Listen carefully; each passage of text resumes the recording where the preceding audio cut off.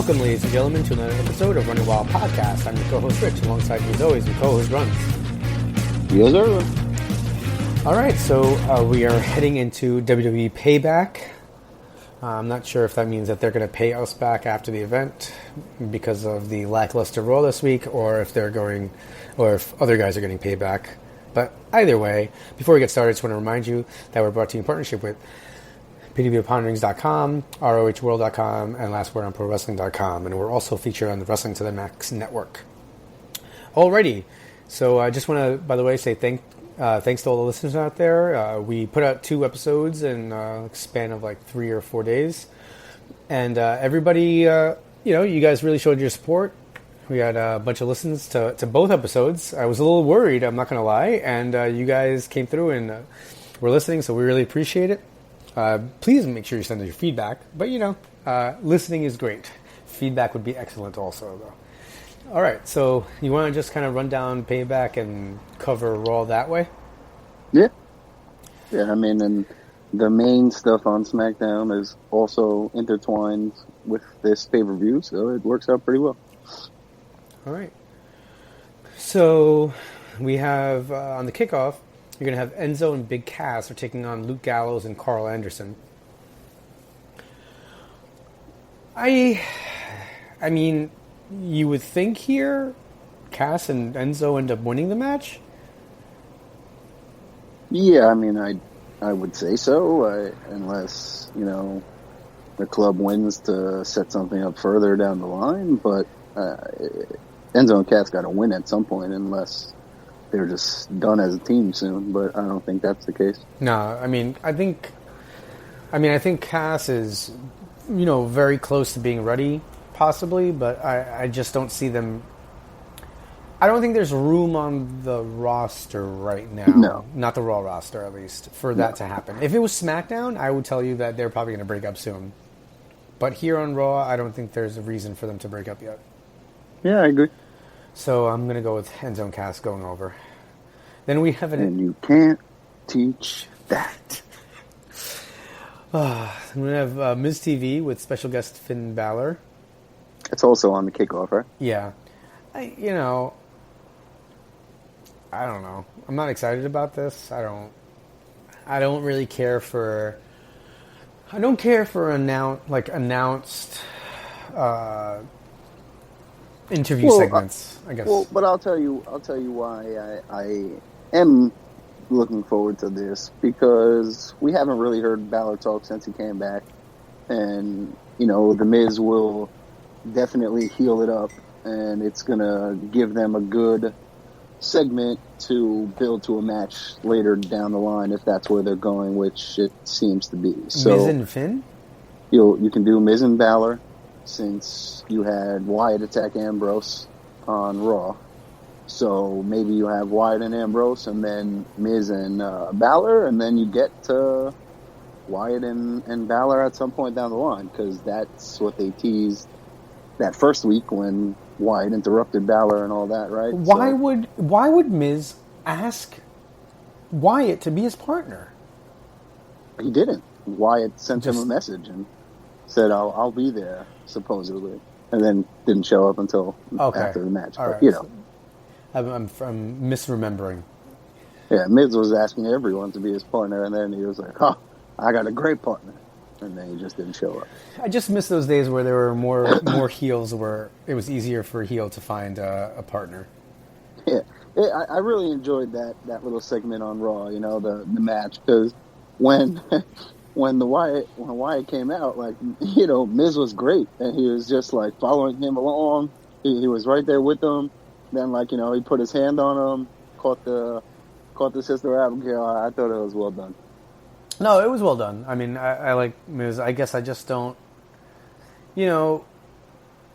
I would say that my issue really is more with Wyatt, and I don't dropping the title, and I'm not excited about this. We'll get to it, whatever. But the House of Horrors match, what is that kind of? Are we going to get another plotted plant scenario from the Ambrose Asylum match? I don't... No. There was no Ambrose Asylum. That was just what was it called? With nonsense. Oh, okay. But I'm looking forward to this because it's going to be different. And if you look at like the Backlot Brawl and those sorts of matches, I really love those things. Whether they're terrible or not, it's entertaining. It's different. It should be something cool. So it'll be interesting to see what kind of match they're in for, because supposedly it's going to end in the ring, right? So how do you get from the house to the ring is a question. But it'll be interesting to see what they do. I guess it's just like, at this point, I wish I knew what it was. I'm scared it's just going to be like, what, he's going to have Orton over his house and make him play Resident Evil at first and scare him with the grandma and then attack him. And then just after that whole weirdness with the maggots in the ring at Mania and everything, my expectations are very low for this because of that. So they could surprise me. That stuff was dope. I didn't like that. I thought it was kind of corny. I don't know. See, like I think that's just you being down on Wyatt and not accepting the supernatural stuff that's coming from this lately. But I think they did a great job on SmackDown of building him back up, and it got to the point where he won the belt. Yes, I don't agree that he lost the belt to Orton, but what can you do? He's on Raw now. I like the Ambrose, I like the Balor interaction, so I'm fine with those matchups for him. I guess I really loved the stuff at WrestleMania. I thought that was really cool, the stuff in the ring. Yes, it didn't help him win, and that's unfortunate, but I thought it was really cool in the moment. Well, all right. This match is for the title, does it say that? It's a WWE Championship match. So, see, like, this is what annoys me, is for the past 3 weeks, they've been teasing if Chris Jericho wins, he'll be on SmackDown. But there is no tease of Bray Wyatt winning and keeping the belt on SmackDown. So, am I supposed to just not expect him to win at all? Is that what they're telling me? I would venture to say yes. You know what I mean? Like, that's the only thing that annoys me, is like, well, clearly Randy Orton is winning this, and you haven't even tried to set it up where he's not. And on SmackDown, you had Jinder and the Singh brothers come out and take the title and leave with it, which I fucking loved. I love that stuff. That's old school heel booking. You take the title, you run away, you leave in the limo. I thought that was really, really good. And this is just a little aside here. People complain about Jinder all they want. We complain all the time that it's Orton, it's Cena, and it's this guy, and it's that guy, always on top. And then they push a new guy, and people are like, oh, well, that's not the new guy I wanted them to push. So, beggars can't be choosers. Let's enjoy some fresh talent on top. Jinder has been fine. He's done well in his role. So, hey, let's just see where this goes. No, I actually think he's doing a really good job, and I like the addition of the Singh brothers. I think that's really effective. I'm basically J&J security. Yeah, I mean, I'm surprised that this happened. Right, it seemingly kind of came out of nowhere, but I think it works. The only thing that kind of confuses me, I feel like, well, I mean, they'll work it, but WWE is going to India soon, and they're like trying to be worldwide. And the only thing that's a little weird about this is just going back to this old, like, kind of, anti-American, or whatever you want to call it, American centered. That's just easy heel booking. But, yeah, no. The thing that I guess people either fail to realize or maybe just don't care about is, like, there's how many people in India? If you build this guy the right way, you're going to have 1 billion new fans, possibly. You know what I mean? Yeah, so but they're also... That's a smart move. When they go there, which, I just feel like it's weird. He's going to be the heel there? No, he'll be cheered there, but you can still book him however you want. So it'll be like a Heart Foundation type thing? Right. And I mean, it's not like they're going to India once a month, so okay, he can be cheered there, and then whatever the case. But, I was just really thinking after, like, watching all that on SmackDown, I was like, Randy Orton doesn't need to be champion. Like, what the hell if Jinder just won? Like, what? I would think that that's better than Randy Orton having the belt, in my opinion. Yeah, but is that gonna? I mean, hopefully it turns into like a program where eventually Jinder wins it, because I don't think Jinder is going to win it the first time. Yeah, you never know. I don't know how much further past Backlash this goes. So that's a question. Just imagine last April, I sit and look at you in the face and say, all right, so Wyatt's going to be champion going into Mania, but Orton's going to take it off of him, only to drop it to Jinder Mahal. Great. I mean, hey, man, if it's done properly, I have no problem with it. And right now, I've really been enjoying what they've been doing with Jinder for the past couple of weeks. So no, yeah, it's been good, but I just the thought of it, it's like if I would have told you 2 years ago Heath Slater and Rhino are going to team up and become SmackDown Live's first tag team champions, like just crazy stuff. That's the beauty of wrestling, that those things happen. I don't know where I read it, but I read like a little kind of clip. Somebody wrote it. It might have been Meltzer. Just the idea that I've never heard of him. You can't tell who's going to win the pay-per-view anymore just by watching the go-home show. Right. It used to be whoever loses is probably going to go over, and like that doesn't happen anymore, actually. It happens for the most part, but they do a better job. They're switching it up, but not always. Yeah, I think they said like in the last year or something, the percentage is something. I don't know how this math works, but whatever. It's something like 53% of the time, the person who wins the go home show wins the match, and 60% of the time, I don't know how this math came about, so don't. I know that math doesn't make sense out of 100, but whatever. 60% of the time, somehow, the loser ends up winning. I don't know if that just shows you how stupid and nonsensical it is there. No, because something has to be wrong. If it doesn't add up to 100, I don't understand what I read because it's kind of confusing to me. So I'm just going to move on because that math doesn't. Maybe it was like 53% of the time that like. The face goes over on the last show, he wins, or something like that. Maybe it's something where it doesn't have to add up to 100. But either way, we've gotten far off track from the Payback pay-per-view that's happening this week. Well, this matters. The House of Horrors, we assume Orton wins, and there's nothing that's telling us that. Yeah, no, 100%. I don't see why Orton would lose. It would be just completely weird. It wouldn't make any sense. Imagine both world titles on Raw, just like fuck off SmackDown. Just like, all right, we don't care. I mean, when you say both titles, you would both also world titles. Yeah, but you would need, and you'd have the IC. Yeah, but you would need to also see the other title, right? What do you mean? I mean, when's the last time you heard from the champion? What? From the Universal champion. What I'm trying to say is he's like non-existent. That's a good point, because I literally forgot that Brock Lesnar was the Universal champion. That's what I'm trying to say.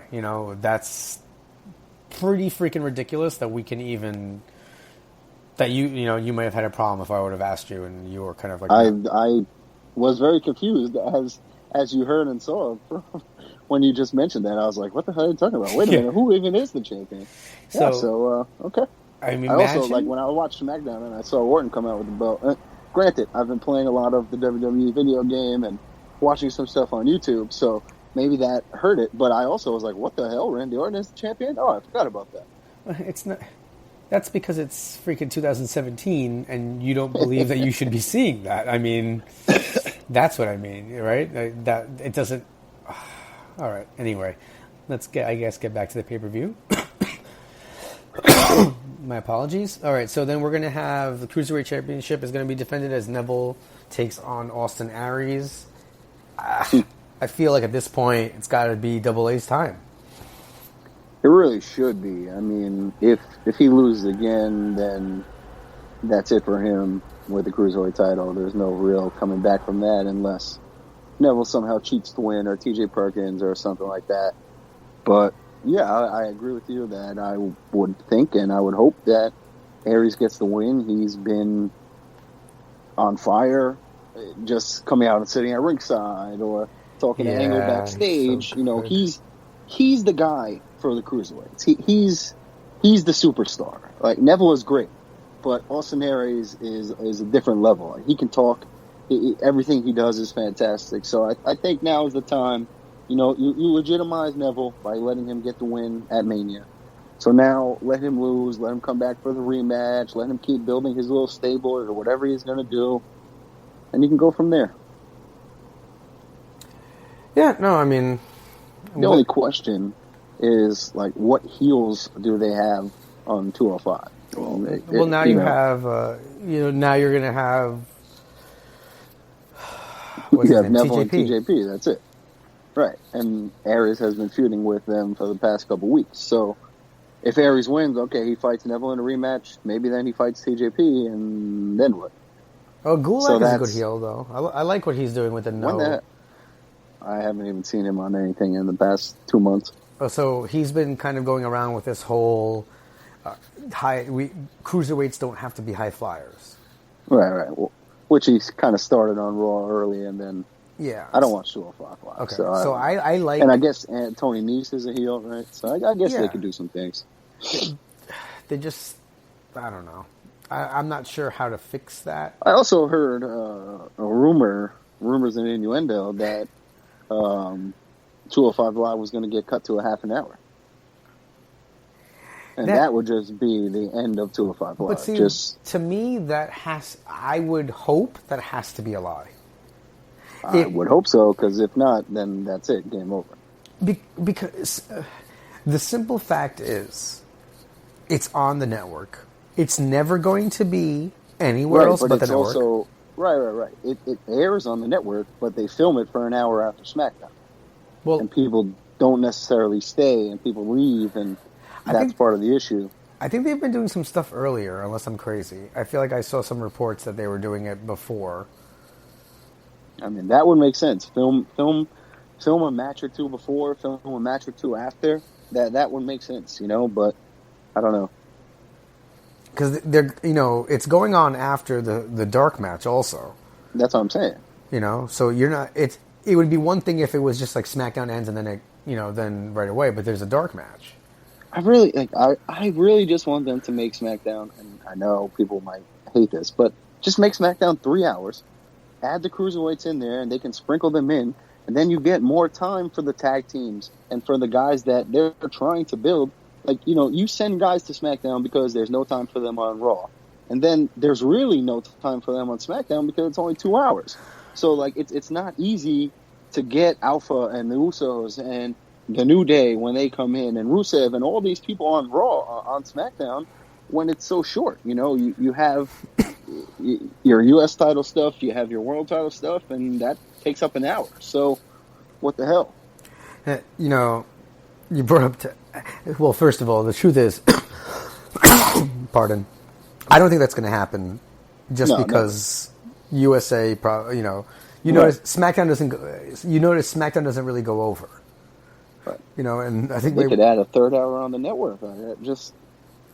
Call it SmackDown. Don't call it 205 Live. Just call it SmackDown, and it'll be different. I don't think no matter what... The truth of the matter is no matter what you call it, once it's on the network, it becomes kind of forgotten about, other than pay-per-views. Right. I think the same with NXT. Sometimes I'll end up binge-watching NXT more than watching it religiously every week. Because... I watch NXT when I hear... Or, when I remember, when I hear, when I read, whatever, that there's a match that I want to see, or Galloway is there, or this or that, that's when I watch it. But definitely not religiously.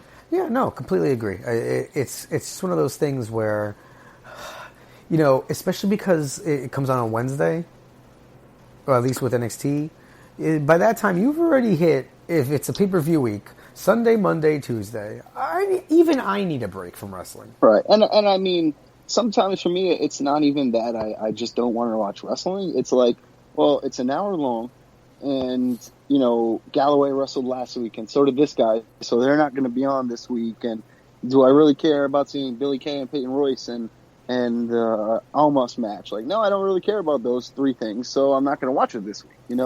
It's so condensed and it's so spread out, which is great. But there are some people that I just don't care about enough to watch that show. I should probably preface my earlier statement with saying, if I weren't married, it would be very different with me watching and wrestling we should every also day. preface that with my broken ankle, there's not much else for me to do, so I have plenty of time to watch anything. Wait, here's the best part. So you're currently not working because of your injury, but you're still not watching 205 Live. No. Like, you still find something else to put on in the morning. It's not even a thought. Like, I wait an hour to watch Talking Smack. I don't even consider, like, oh, let me just put on 205 Live. Wait, it's not hold a on. Hold on. That's even better. You actually wait? Yes. I watch Talking Smack at 11 o'clock. I don't even consider. It's seriously not even a thought. What do you do then for that 45 minutes? I watch something else. I play a game. Then that's it. I just put on Talking Smack. All right.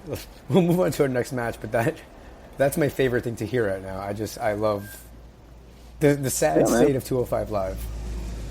Yep. All right. Then you have the women's champion Bayley will be defending against Alexa Bliss.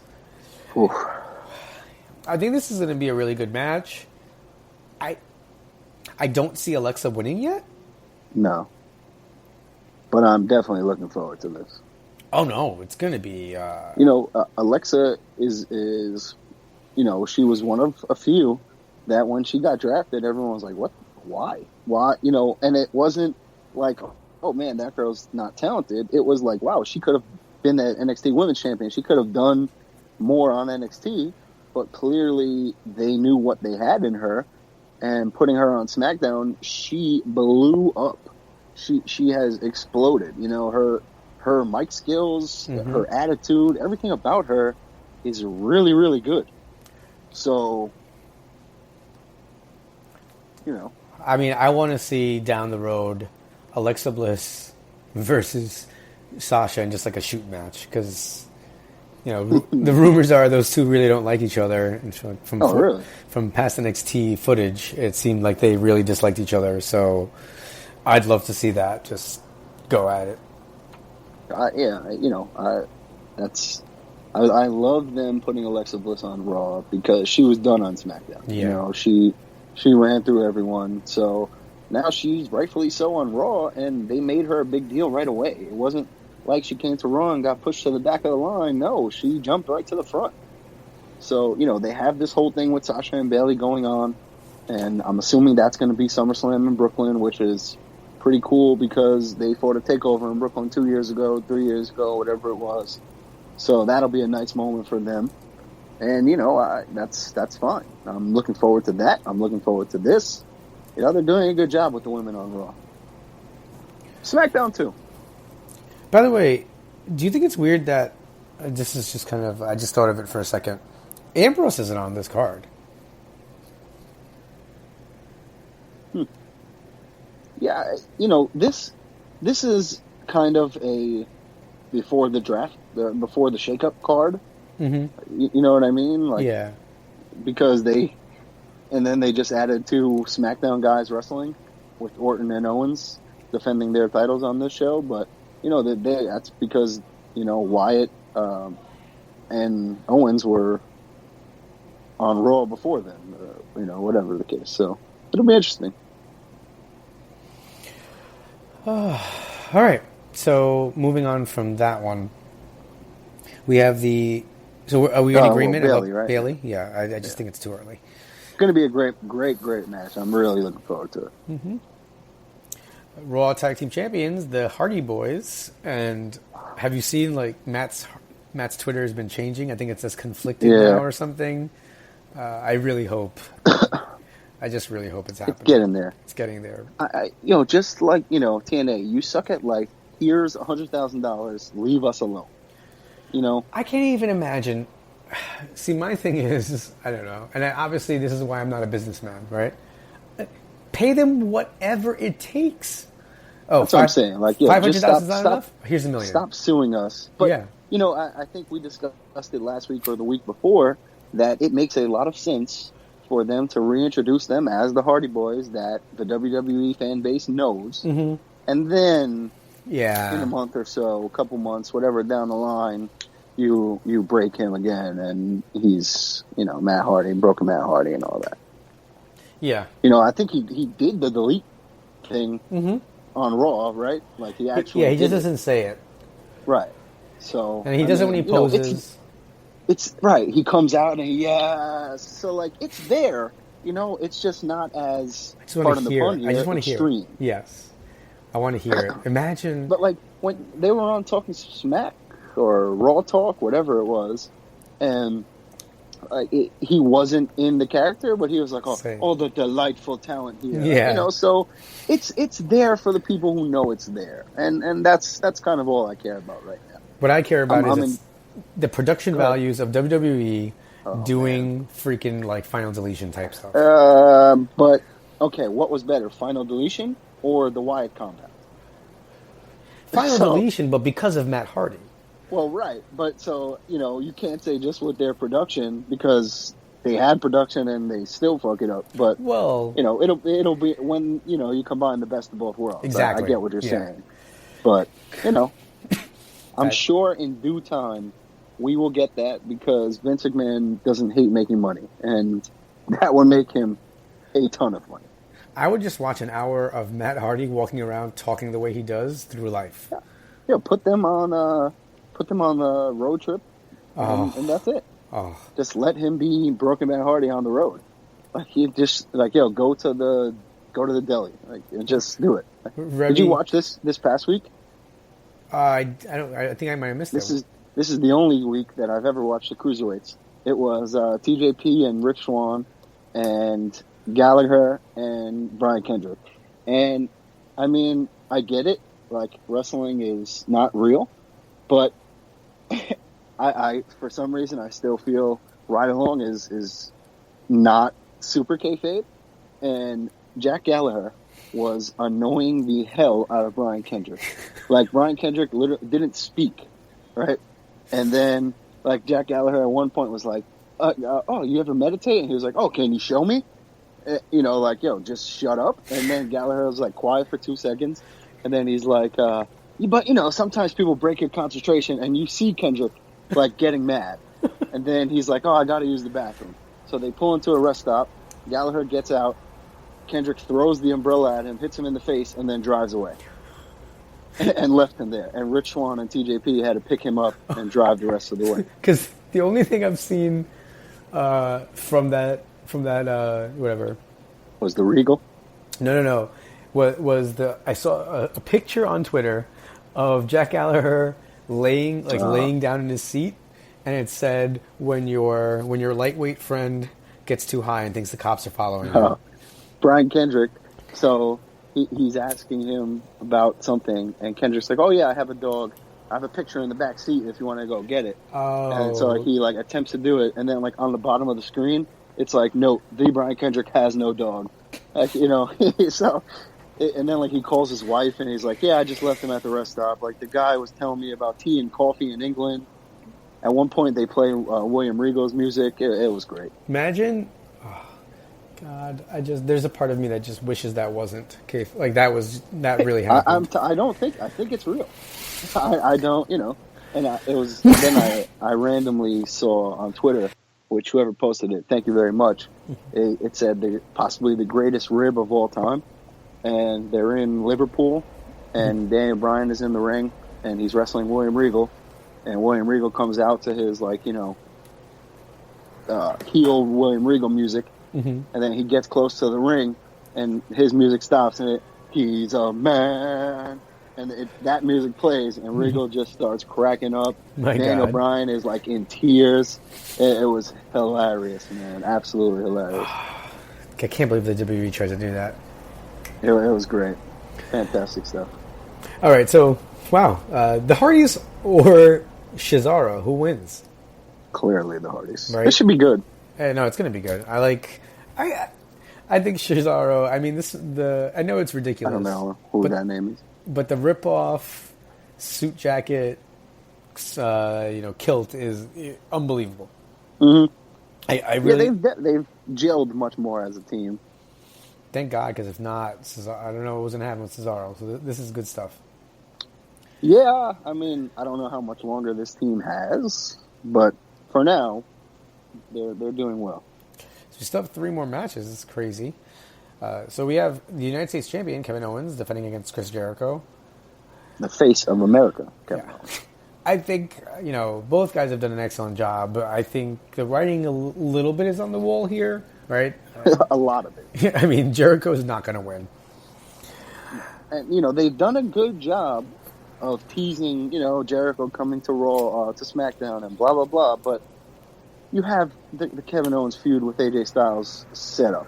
It's in place already. Everything is good to go. So I don't see them just kind of throwing that to the wayside and putting Owens back on Raw. That just wouldn't make sense. No, absolutely not. So I don't know why they just... It's weird. It's like we're supposed to forget that they could have just changed something. Like the fact that it was signed to the pay-per-view once the rosters changed, couldn't they have just said, okay, we're moving this match to Raw because of what just happened, or whatever, or SmackDown, not wait till the pay-per-view? I don't know. Yeah, but you want to get this out of the way. This is it. So you have the match at Payback, and then Backlash is already Styles and Owens. All right. I get that. That was good on SmackDown. You had Styles and Owens interact. You had Corbin there, and then Sami Zayn came back out. You had Corbin beat the hell out of Sami Zayn on Talking Smack. So, right back to Sami Zayn getting bullied around. Good stuff. Yeah, good stuff for you. I just hope he's not... This is what bothers me. He's not... the blow-off is that Corbin's going to win. I think. Well, yes, Corbin is... I've been reading, and you could see... Corbin is in line for a big push here on Talking Smack, on SmackDown Live. So, maybe Orton keeps the belt and then he drops it to Corbin, which I would love it. So, I'm perfectly fine with them pushing Baron Corbin. I've been a fan of his for a while, since he came up to the main roster pretty much. So, that's fine. I'm excited to see what they do on SmackDown Live in the future. Yeah, no, I'm in agreement there. I just, I want to see Sami Zayn win. Yeah. I'm not going to even pretend. Eventually. All right, so we all agree, though. We both agree. Owens has to win this match. So. Yeah. In a landslide, maybe injuring Jericho. Yeah, and taking him out. Because that's what he does, because he's a piece of shit. All right. Whoa. He's the face of America. Do not disrespect America that way. I mean, if you want to go... I don't want to go into politics. Anyway. He's the face of America. There's no politics involved. And a lot of people like the face of America right now. Kevin Owens, the face of America. Jinder Mahal and Kevin Owens, 2 Canadians, are the face of America. Jinder Mahal is Canadian? Yeah. In real life, he's Canadian. Really? Yeah. Born in Canada. Interesting. Yeah, really weird. Well, not weird. I mean, there are people from all over everywhere, right? But he just happens to be Canadian. Didn't know that. All right. Then we have Seth Rollins versus Samoa Joe. Ooh, nice. Yeah. See, you would think... I feel like Joe can win this one. Yeah, I think so. Because Rollins... Joe's been booked as a monster. Yeah, and Rollins got the big win already, so I see this going to SummerSlam. Rollins got the win over Triple H, so I think this is tailor-made for Joe to come in, choke him out, somehow get the win here, and set up, like you said, for SummerSlam, or just a longer story down the line. Because we're in April, so you're not going to get another April Raw pay-per-view till June, correct? June. Mm-hmm. And then SummerSlam. So they can do that. Well, I don't see why not. So Joe goes over. Very exciting. This pay-per-view seems like we've agreed on every single match. That's but right. And even though we're in agreement on who we think or who we want to win, we haven't necessarily come across a match yet that I'm not looking forward to. So that's also a good thing. Okay. I guess the kickoff tag team match, I'm not like... Well, that doesn't count. It's not the show. Okay. Fair. So then I guess, yeah, if you're talking about the show itself, I'm happy with all these matches. Mm-hmm. And then what I think... Okay, so I'll just say that on the WWE site, when you look at all the matches, they actually have the payback match, the payoff, not payback, the payback kickoff matches are like from the bottom, right? Up. And so the top match, it doesn't say main event, but the top match listed, which is normally reserved for the main event slot, is Roman Reigns versus Braun Strowman. Which I believe should be the main event. Yeah. Well, okay. No, that should be the main event. Yeah, without question. I get it, but I'm a little traditionalist in that. Okay. There is no Raw title on the line. Oh, okay. Nice job. You have now. Okay, I'm completely fine with it because at the same time, also, and in the past month, since like you pointed out that I didn't even notice, the champion hasn't been there, and Braun Strowman has been the main event for the. Oh, and so, that dumpster match, by the way. I'm so glad you brought that up because I'm about to get really mad. How stupid! Since when in a dumpster match do you not have to close the lid and put the guy inside the dumpster? That's how it works. It's not just Braun Strowman putting his feet in the dumpster and he loses the match. That was absolutely nonsensical. Also, I know that it was a long time ago now, but him pushing him off the stage, my mind... Oh my God, 2 feet? Yeah, I immediately split-screened to when it happened to the New Age Outlaws, right? And you would assume that there's a lot of padding in there, no? Do you think it's just empty? When the Outlaws did it to Foley and Funk, there was all sorts of peanuts and stuff in there.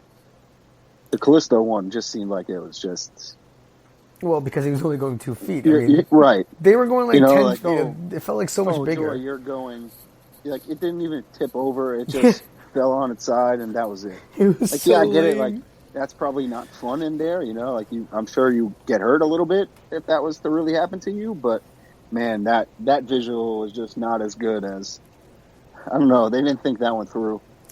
I mean, I kind of like Kalisto winning I liked him winning, right? Right, but Braun Strowman better beat the hell out of Roman Reigns on Sunday then. But because he's not going to win. If this guy kills Roman Reigns, literally... with the loss of Rosie, I shouldn't say kill, but he destroys Roman Reigns, right?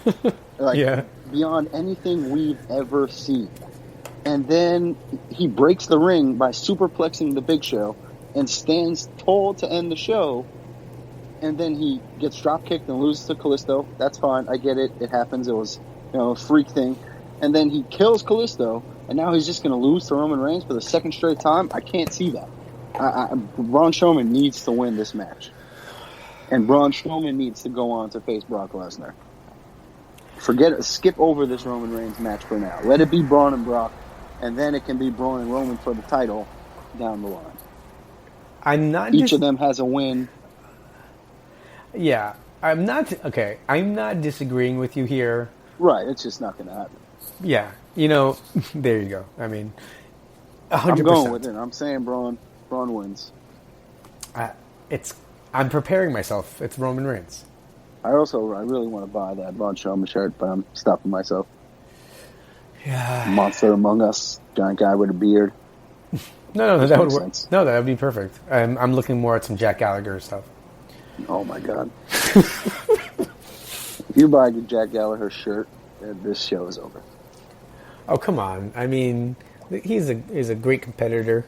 No, there's a guy who rightfully uses the umbrella who I would much rather you buy a shirt of. Okay.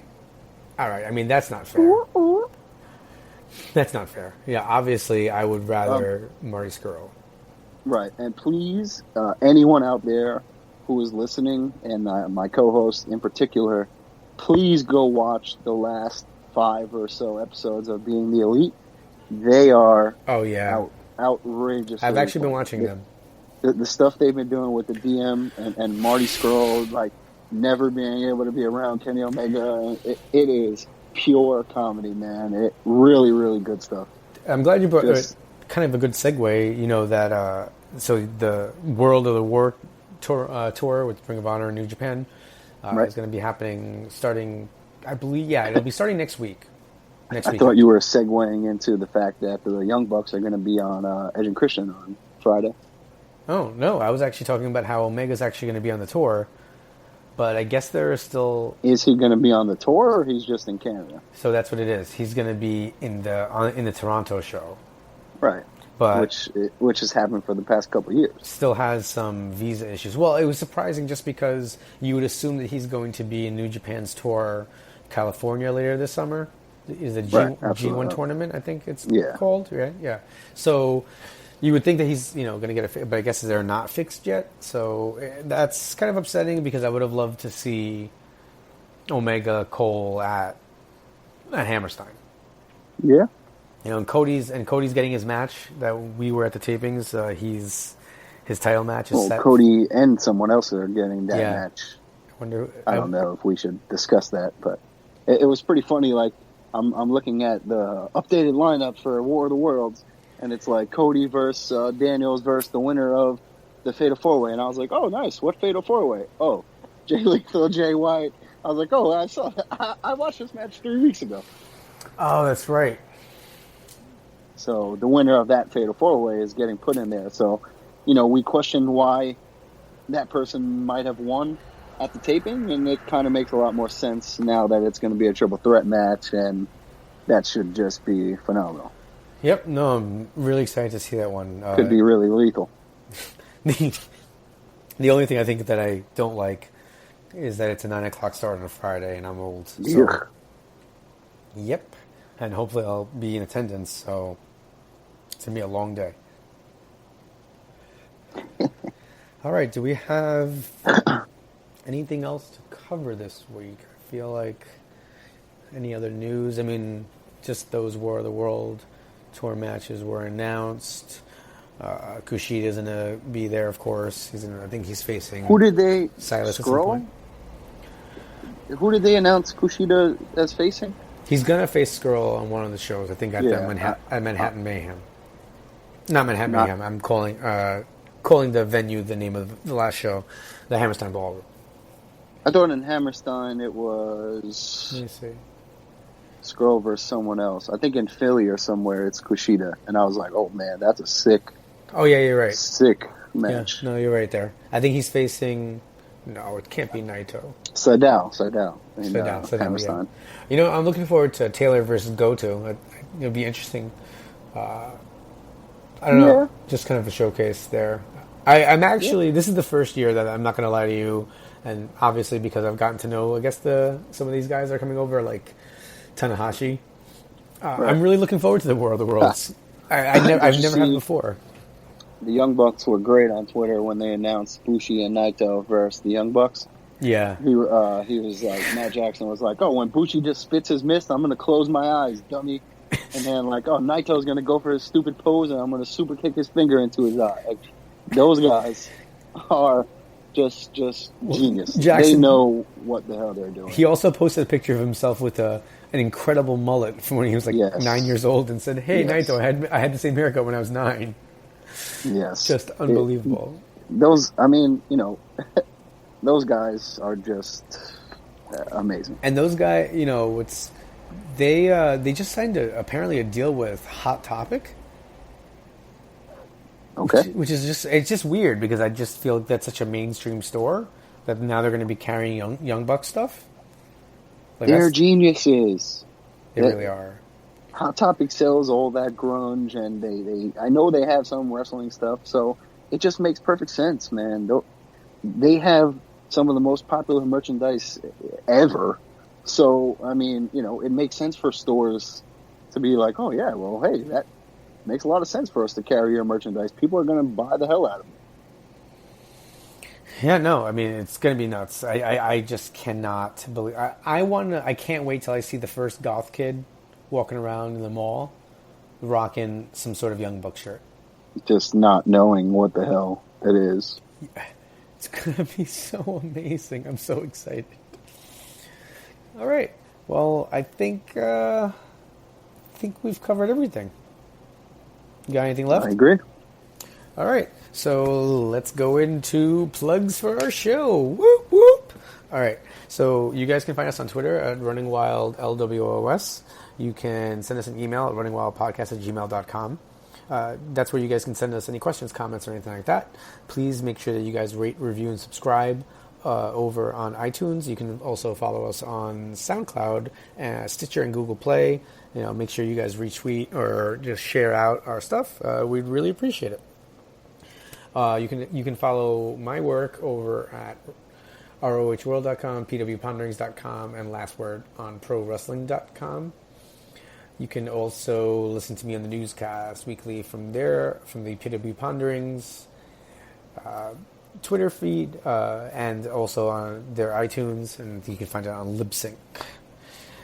So, with all of that out of the way, just want to remind you guys that you'll have been listening this week to the podcast that is just too sweet.